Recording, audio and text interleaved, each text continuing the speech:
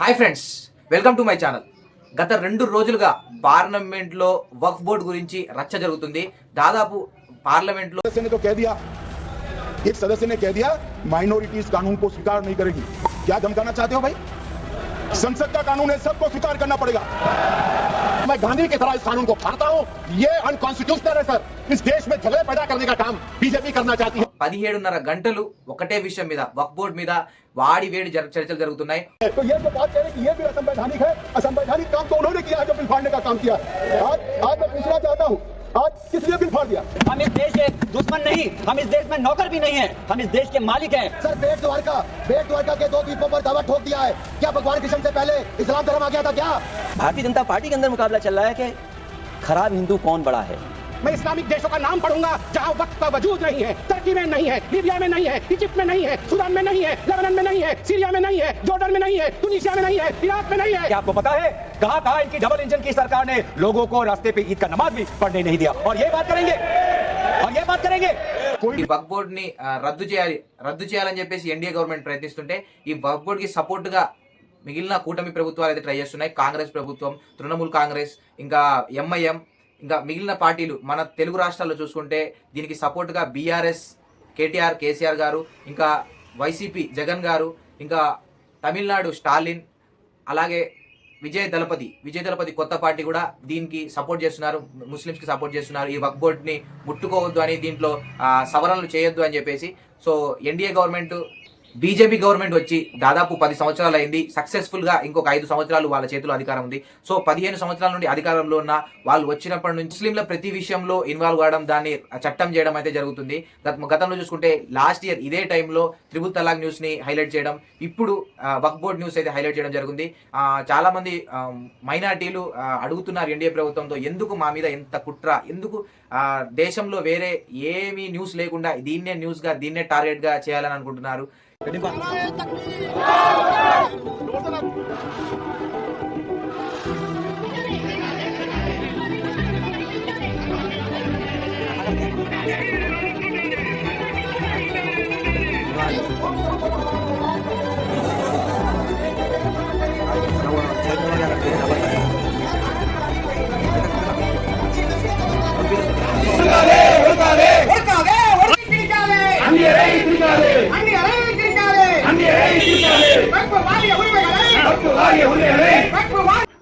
America Trump వచ్చిన కాడ నుంచి దాదాపు భారతదేశంలో సుంకాలు, టారిఫ్లు పెంచడం వల్ల ఐఫోన్ ధరలు 30 నుండి 40% పెరుగుతున్నాయి.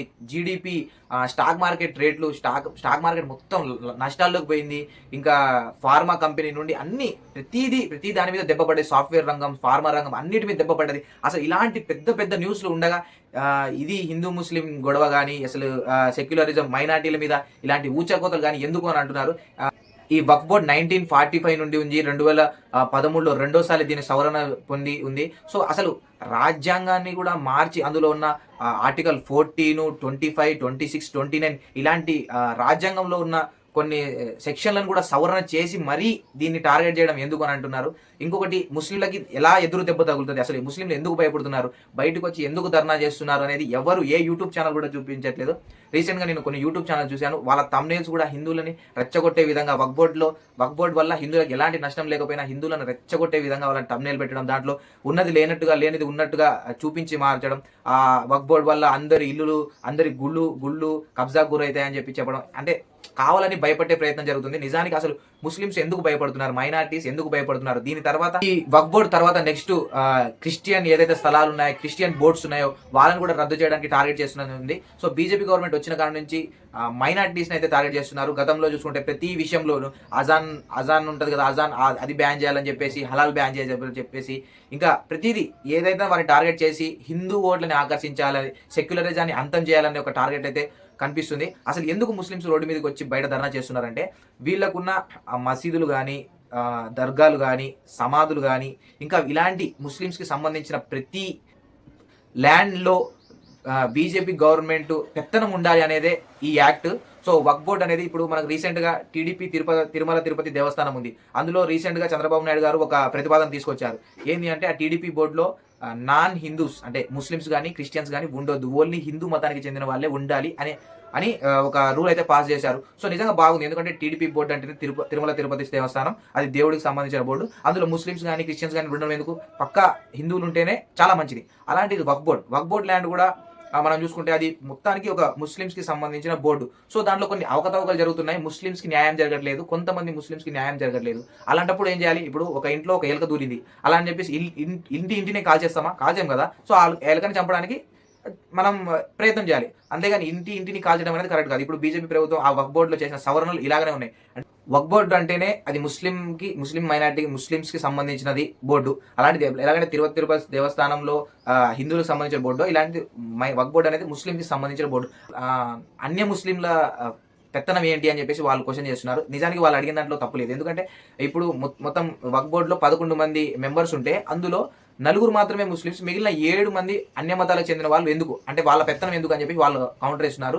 ఇలా ఉంటే రాను మా సమాధుల మీద, మా దర్గాల మీద, మా మసీదుల మీద మీ పెత్తనం ఉంటుంది. తర్వాత ఒక మసీదు కట్టుకోవాలన్నా కూడా మీ పర్మిషన్ తీసుకొని మేము కట్టుకోవాలా, మా ల్యాండ్ మా భూమి, మీ పర్మిషన్ ఎందుకు అని చెప్పేసి వాళ్ళు కామెంట్ చేస్తున్నారు. నిజంగా నాకైతే అనిపించింది, అంటే 1945లో స్టార్ట్ అయిన నుంచి ఇప్పుడు 2025లో ఈ న్యూస్ ఎందుకు వచ్చింది, దీన్ని ఎందుకు ఇంత హైలైట్ చేస్తున్నారు, బయట ఇంకొక న్యూస్ లేదా, మనకి ఇంకా సమస్యలు లేవా, పరిష్కరించాలంటే చాలా సమస్యలు ఉన్నాయి, కానీ వీళ్ళని టార్గెట్ చేసి సెక్యులరిజాన్ని దెబ్బతీసే విధంగా, హిందువులను రెచ్చగొట్టే విధంగా, నెక్స్ట్ క్రిస్టియన్స్ మీద, మైనారిటీల మీద ఊచకోత కోసే విధంగా ఎందుకు ఇంత వ్యతిరేకత చేస్తున్నారు. ఇప్పుడు లోక్సభలో బిల్ పాస్ అయిపోయింది, ఎందుకంటే అధికార మందబలం ఉందని చెప్పేసి 282 సీట్లతో వీళ్ళైతే దీని బిల్లు పాస్ అయింది. రాజ్యసభలో కూడా బిల్ పాస్ అయింది.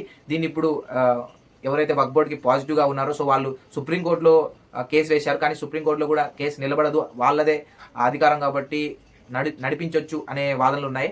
సో మొత్తానికి చూసుకుంటే మెయిన్గా దీనికి కారణం కర్త కర్మ క్రియ ఎవరంటే ఆంధ్రప్రదేశ్లో ఉన్న టీడీపీ చంద్రబాబు నాయుడు గారు, పవన్ కళ్యాణ్ గారు, వీళ్ళిద్దరూ రంజాన్ రోజు కూడా ముస్లింలతో ఇఫ్తార్ విందుకు పాల్గొని నెక్స్ట్ రోజే ప్లేట్ తిప్పేసి వక్ఫ్ బోర్డుకి సపోర్టుగా, మన ఎన్డీఏ ప్రభుత్వానికి సపోర్టుగా ఇది చేయడం అయితే, దానివల్ల చాలా ధర్నాలు, నెక్స్ట్ నిన్ను నమ్మం చంద్రబాబు నాయుడు, నువ్వు ఎన్టీఆర్ కంటే ఎక్కువగా మమ్మల్ని మోసం చేశామని చెప్పేసి ముస్లిమ్స్ అందరూ రోడ్డు మీదకి వస్తున్నారు. నిజంగా స్వతంత్రం వచ్చిన కాడ నుంచి ఎప్పుడు ముస్లిమ్స్ ఇంత పెద్దగా ఇంత అధిక సంఖ్యలో అయితే రోడ్ల మీదకి రాలేదు. కానీ బీజేపీ గవర్నమెంట్ వచ్చిన కాడ నుంచి దాదాపు 4-5 సార్లు రోడ్ల మీదకి అంటే బుర్కాలు వేసుకొని మరి రోడ్ల మీదకి వచ్చి ధర్నా చేస్తున్నారు. సో అది వాళ్ళకి అన్యాయం జరుగుతున్నా కూడా దాన్ని వన్ సైడ్గా ఈ యూట్యూబ్ ఛానల్స్ అయితేనేమి, లేకపోతే పొలిటీషియన్స్ అయితేనేమి, వీళ్ళు వన్ సైడ్గా చూపిస్తున్నారు. అమిత్ షా గారు పార్లమెంట్లో నిలబడి మరి ఇది ముస్లిమ్స్కి మేలు జరుగుతుంది అని అంటారు, ముస్లిమ్స్కి అన్యాయం చేసి మరి మేలు జరుగుతుంది అని చెప్పడం నిజంగా అమిత్ షా గారికే సాధ్యం. సో ఏదైనప్పటికీ ఇంకా ముందు ఎలా జరగబోతుంది అనేది చూస్తుండాలి.